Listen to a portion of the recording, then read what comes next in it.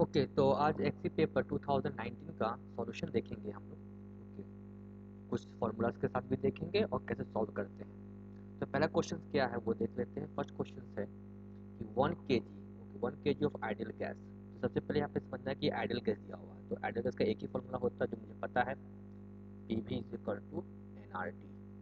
Okay, ये पहला question जो मुझे पता होना चाहिए। ब्रैकेट में दिया हुआ कि मोलकुलर वेट x है, तो मोलकुलर वेट वो x की तरफ आता है, तो क्या इस इक्वेशन में मोलकुलर वेट कहीं से आ पाएगा? हाँ, आ सकता है, क्योंकि जो नंबर ऑफ मोल्स है वो असल में होता है मास टू मोलकुलर वेट। तो इस इक्वेशन के पे मोलकुलर वेट आ गया है, तो हम सीधे इस इक्वेशन को चेंज करके हम मोलकुलर वेट के टर्म में लिख देंगे। Okay, mass to molecular weight and universal gas constant and temperature.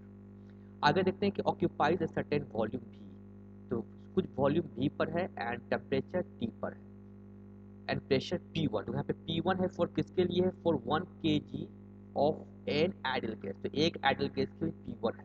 तो अब जो इक्वेशन चेंज हो जाएगा, मेरा P1 कोई भी एक आइडियल गैस जिसका वॉल्यूम भी है एंड मास दिया हुआ 1 kg, तो 1 kg मास है, बट मोलकुलर वेट है x, तो अब इसके m के जगह पे x कर देंगे। Okay, then universal gas constant, the constant for the all gases and T। आगे पढ़ते हैं 4 kg of another ideal gas. अब 4 kg का दूसरा आइडियल गैस लेंगे जिसका मोलकुलर वेट हो गया 2x is added to the first gas keeping the volume भी। तो वॉल्यूम जो है वो मेरा कांस्टेंट है, जैसे कि ये मेरा वॉल्यूम है।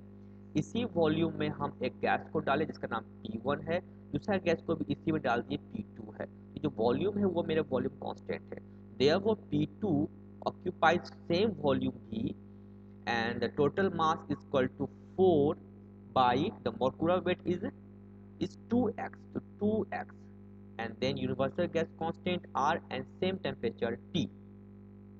So same temperature T and same temperature volume. The final pressure, final मतलब what the pressure of P1 and P2, then P1 plus P2 equal to what, यही क्वेश्चन पूछा जा रहा है। तो P1 P2 मेरा कैसे निकलेगा वो मुझे देख लेना है, लेकिन यहाँ पे जवाब है कि फाइनल प्रेशर को P1 के टर्म से निकाला गया है। देखो सब में P1 है, तो मतलब है कि P1 को हमको निकालना है, तो क्या करेंगे, इस इक्वेशन को इक्वेशन 2 और इक्वेशन 3 मान लेते हैं और दोनों को डिवाइड दे देंगे। जब डिवाइड तो क्या मिलेगा मेरा, तो P1 बटा P2, ये मेरा रिजल्ट हो गया P1 इक्वल टू 1 बटा 2। ठीक है, तो therefore P1 equal to what, तो P1 equal to P2 equal to 2P1। तो देयरफॉर इसमें पुट कर देंगे तो क्या होगा, P1 plus 2P2 P1 equal to 3P1। तो मेरा आंसर हो जाएगा option B is my correct answer. Okay, तो हमको यहीं से पकड़ना है कि क्वेश्चन क्या है। क्वेश्चन नंबर 2 देखते हैं कि which of the following intensive thermodynamic properties. तो ये तो आग बंद को याद करना है, it is the pressure. Okay, तो सब का सब मेरा डिपेंड करता है इंडिपेंडेंट ऑफ मास है। ठीक है, तो ये हमारे इंडिपेंडेंट ऑफ मास होता है और ये सब का सब डिपेंड मास करता है। देखिए यही अगर एंथैल्पी को बोल देंगे स्पेसिफिक एंथैल्पी, तब ये कहलाएगा इंडिपेंडेंट ऑफ मास। देखो एंथैल्पी को हम लोग किताब में एच करके दिखाते हैं, ये हो गया एंथैल्पी। अगर इसको मास से भाग दे दिए तो मतलब मास से भाग देने का मतलब होगा कि इंडिपेंडेंट, अगर इसके अंदर जो कुछ मास भी होगा तो वो मास से भाग दे दिया गया, तो हम लिखते हैं स्मॉल एच से दिखाते हैं। तो ये हो गया स्पेसिफिक एंथैल्पी। तो specific enthalpy is the intensive properties. Okay, तो ये हमको याद करके रखना हमको है। आगे क्वेश्चन नंबर देखते हैं क्या चाहिए, थर्ड नंबर, कि ए थर्मोडायनेमिक प्रोसेस। सबसे पहले प्रोसेस को समझना है कि हाँ कौन सा प्रोसेस है। Of a substance represented as a constant pressure process on PV diagram. तो पीवी डायग्राम में प्रेशर को कांस्टेंट दिखाना है। ओके, ये पहला चीज हो गया। एंड कांस्टेंट टेम्परेचर भी प्रोसेस होगा ऑन पीवी डायग्राम। तो सबसे पहले पीवी डायग्राम को, ये हो गया मेरा पी, ये हो गया भी। अब इस पीवी वाले में प्रेशर कांस्टेंट ऐसा होना चाहिए था। सेकंड है कि एक ऐसा प्रोसेस जो है वो टीवी डायग्राम में कांस्टेंट टेम्परेचर होना चाहिए। तो दो चीज यहाँ पे शो करेगा, ये हो गया टी वी और इसमें टेम्परेचर कांस्टेंट। तो मतलब ये दो प्रोसेस अलग अलग होता है, लेकिन एक ऐसा थर्मोडायनेमिक प्रोसेस जिसमें दोनों चीज एक साथ दिखाई दे, मतलब कांस्टेंट प्रेशर भी कांस्टेंट टेम्परेचर भी, कोई एक ऐसा प्रोसेस होगा कि नहीं होगा। तो पहली बात, क्योंकि अब हम बात करेंगे पीवी का, तो यहाँ पे कोई भी आइडियल गैस का वर्ड यूज नहीं हो रहा है। मतलब आइडियल गैस का यूज नहीं होने का मतलब है कि ये कोई आइडियल गैस तो नहीं है, सिर्फ यहाँ पे एक सब्सटेंस है। ओके, अब सब्सटेंस है तो ये इसका बिहेवियर आइडियल गैस तो होगा नहीं कि हम PV equal to NRT use कर देंगे। अगर होगा भी तो वो एक इक्वेशन एक को फॉलो करेगा। तो इसमें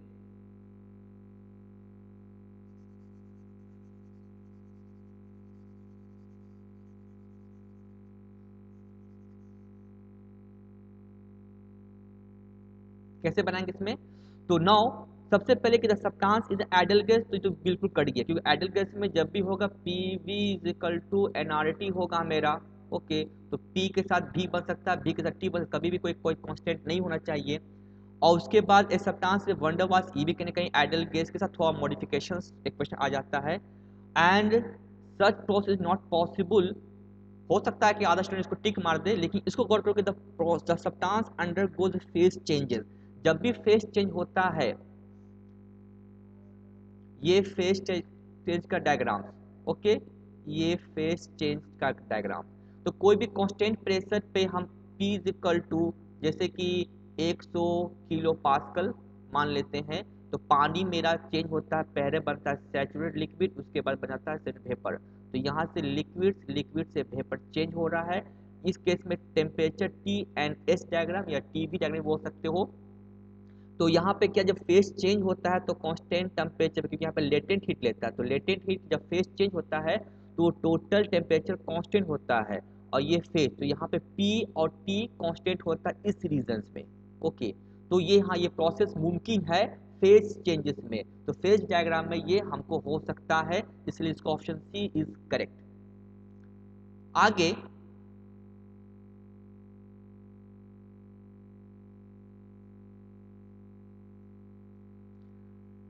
आगे क्या चीज है कि addition of the reheat process to a the simple Rankine cycle क्या होगा।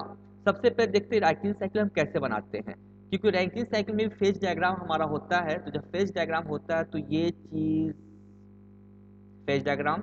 ओके, यहाँ पे क्योंकि रैंकिन साइकिल पंपिंग होता है, फिर बॉयलर होता मेरा है, उसके बाद टरबाइन होता है, उसके बाद ये सी टरबाइन, फिर कंडेंसर। ओके, तो ये हम एक प्रोसेस को दिखाता है टी एंड एस डायग्राम। तो जो जो हमारा रीहीटिंग होता है वो असल में होता है रीहीटिंग यहाँ से, यहाँ पे जैसे कि ये जब टरबाइन यहाँ से जब ये नीचे की तरफ गिरता है। ओके, थोड़ा सा हम और जब ये चीज नीचे की तरफ गिरता है तो फिर इसको रीहीट किया जाता है। ओके, सेम टेम्परेचर पे तब इसको डाउन करते हैं। तो यहाँ पे दो जगह से वर्क निकलता है, एक यहाँ से वर्क निकलता है, एक यहाँ से वर्क निकलता है, ये टरबाइन वर्क हो गया। तो इस पूरे प्रोसेस में देखा जाएगा तो अगर रीहीट नहीं करते हम लोग रीहीट नहीं करते तो ये चीज असल वर्क ये हुआ यहाँ तक। लेकिन रीहीटिंग करने से क्या होगा कि हमारा एक एरिया जो होगा वो बढ़ जाता है। तो टोटल जो एरिया होता है टरबाइन का वो बढ़ जाता है, मतलब वर्क आउटपुट ये बढ़ जाता है। ओके, एफिशिएंसी का मतलब होता है work to input heat. Okay, तो वर्क तो बढ़ गया तो क्या एफिशिएंसी बढ़ना चाहिए, तो क्वेश्चन यहाँ पे ये कर रहा है increase the both efficiency and work output. तो वर्क आउटपुट तो एनी हाउ बढ़ेगा, तो जहां वर्क आउटपुट इंक्रीज होगा तो ये देखो डिक्रीज है, ये तो ऑप्शन कैंसिल कर दिए, तो कभी आंसर मेरा होगा ही नहीं।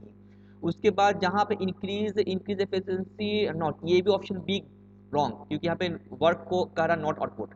तो अब ऑप्शन ए और डी में सी में कंफ्यूजन होगा। तो क्योंकि यहाँ पे वर्क इंक्रीज कर रहा है तो हमारा वर्क आउटपुट तो कंफर्म है, लेकिन होता क्या है कि ये पे जो हीटिंग हो रहा है ये तो अपने आप हीट नहीं हो रहा है, कहीं ना कहीं इसको इनपुट हीट चाहिए, चाहे वो बॉयलर की मदद से दिया जाए या वो बॉयलर से रीयूज हीट किया दिया जाए, तो इनपुट तो हीट हमको देना ही पड़ेगा। इसलिए यहाँ पे जो हीट है वो भी थोड़ा सा अमाउंट हमारा बढ़ जाता है रीहीटिंग के केस में। तो देयरफॉर द एफिशिएंसी का जो बढ़ने का जो क्षमता होता है रीहीटिंग करने से उतना नहीं बढ़ता है जितना कि इसका वर्क बढ़ता है। इसीलिए हम लोग यूज करते हैं रीजनरेटर। तो रीहीटिंग प्लस रीजनरेटर, क्योंकि हमको टाइम नहीं कि हम रीजनरेटर को समझाएं, तो इस दोनों के मदद से ही हम लोग वर्क प्लस एफिशिएंसी इंक्रीज करते हैं। लेकिन रीहीटिंग से सिर्फ हम लोग वर्क आउटपुट बढ़ाते हैं, ना कि हम एफिशिएंसी, इसलिए option C is my correct option. Okay, now third fifth question जो मेरा है वो क्या है, कार्नोट साइकिल पे मेरा क्वेश्चन यहाँ पे होगा। ओके, क्वेश्चन क्या है, बहुत टिपिकल, बहुत ही इंटरेस्टिंग क्वेश्चन है। क्वेश्चन नंबर 5, थोड़ा सा हम पेज को नीचे की तरफ ले आते हैं।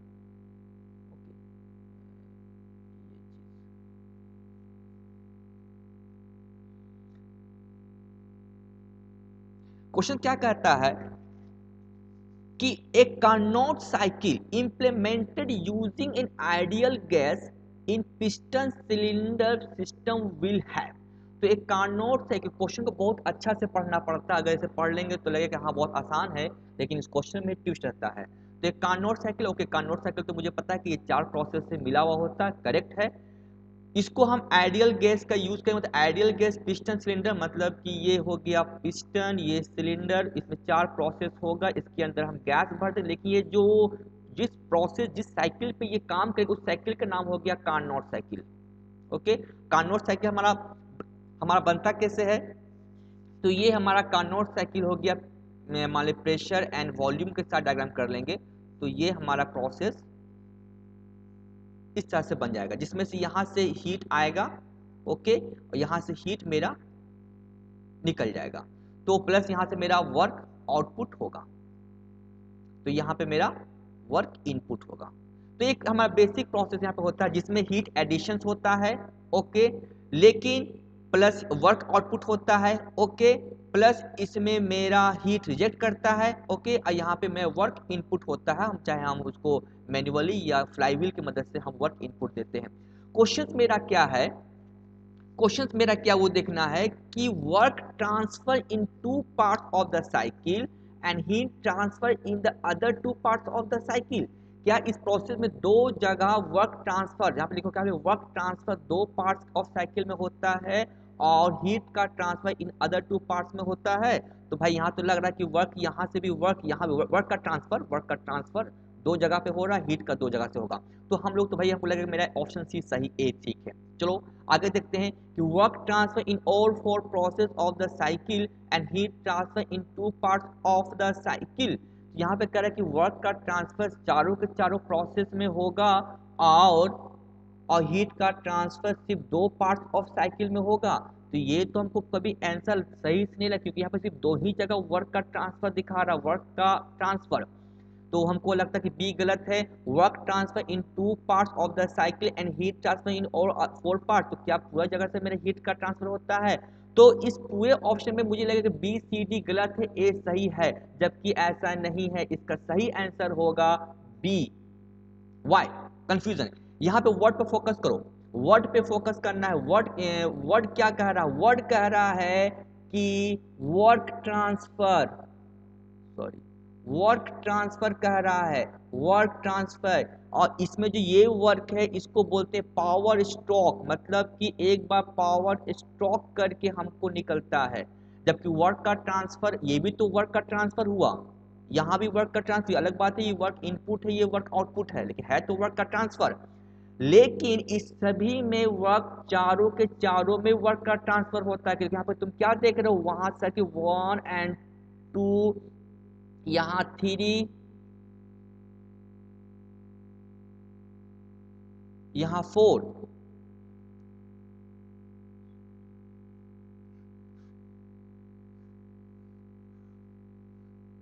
तो 1 से 2, 2 से 3, 3 से 4। तो जब यहाँ से अगर तुम पीवी पे फोकस करोगे तो क्या देख रहे हो कि 1 से 2 वॉल्यूम एक्सपेंड कर रहा है। तो वॉल्यूम एक्सपेंड करने का मतलब है कि पिस्टन में हल्का सा जरूर मूवमेंट होगा, तो मतलब है कि वर्क यहाँ पे भी इंटरेक्ट कर रहा है, यहाँ पे वर्क इंटरेक्शन मतलब वर्क ट्रांसफर। उसके बाद 2 से 3 तो वर्क मेरा प्रोड्यूस करेगा, और 3 से जो 4 ये क्या कर रहा है कि वॉल्यूम डिक्रीज कर रहा है, तो कहीं ना कहीं पिस्टन का मूवमेंट होगा, तो मतलब यहाँ पे भी मैं वर्क का ट्रांसफर हो रहा है। और ये 4 से 1, तो मतलब हो गया कि option B is the correct. Question को ठीक से पढ़ना है। अगर ये कहता कि बताइए कि पावर स्ट्रोक कितना होगा, तो पावर स्ट्रोक 1 होगा, ओके, और हमारा 2 जगह के हीट इंट्रैक्शन होगा। तो हीट का इंट्रैक्शन सिर्फ 2 जगह पे होता है, क्योंकि 2 से 3 जो होता है वो एडियाबैटिक प्रोसेस होता है, और 4 से 4 भी एडियाबैटिक प्रोसेस होता है। कार्नोट साइकिल में, और 1 से 2 आइसोथर्मल और इसमें आइसोथर्मल प्रोसेस होता है। तो ये इस तरह से क्वेश्चन को हम लोग सॉल्व करते हैं। बस एक क्वेश्चन और हम देख लेते हैं, छठा नंबर, उसके बाद हम नेक्स्ट वीडियो इस पे अपलोड करेंगे। क्वेश्चंस क्या है? क्वेश्चंस ये है कि what is the degree of freedom of a pure substance. अब यहाँ पे लिखा हुआ ए प्योर सब्सटेंस, इस वर्ड को फोकस करना, ए प्योर सब्सटेंस। तो यूजिंग गिब्स फेज रूल, ये हमको याद कर लेना है। ये होता है degree of freedom five minus C plus 2। ये हमारा जो फॉर्मूला यूज करते हैं हम लोग हैं यहाँ पे है। तो यहाँ पे कुछ किताबों में इस तरह से लिखते हैं, या यहाँ पे सी बोल सकते हो, यहाँ पे 5 बोल सकते हो। ओके, तो सी का मतलब हो गया कॉम्पोजिशन, ये हो गया फेज। तो कॉम्पोजिशन क्या है? देखो यहाँ पे जब ए प्योर सब्सटेंस बोल रहे हैं तो कॉम्पोजिशन भी एक ही होगा।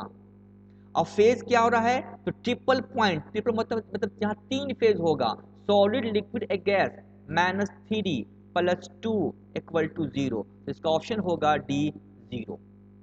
तो इस तरह से हम लोग क्वेश्चन से ही समझते हैं कि क्या इसका मतलब है और कैसे हम लोग इस पे करेंगे। अगला वीडियो हम क्वेश्चन नंबर 7 से चलेंगे और इसको सॉल्व करेंगे।